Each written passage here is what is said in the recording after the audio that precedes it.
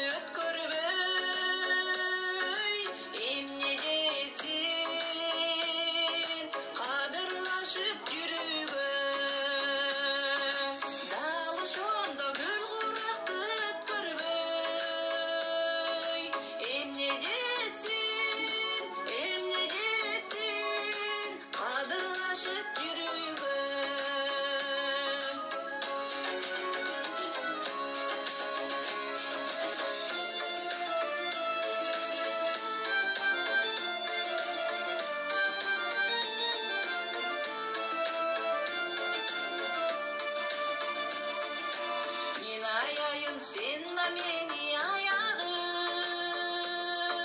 men güleyim sen de meni tayağın. Sen silasan menden deli gitmestir, men de seni ardak dolu dayarmın. Sen silasan menden deli gitmestir, men de seni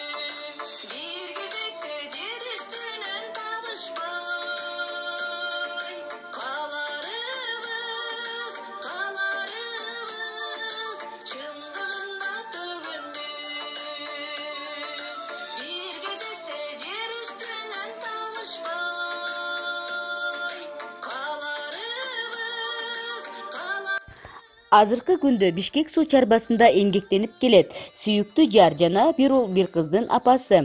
Ар тараптуу эмгекчил айымга ийгиликтерди каалайбыз.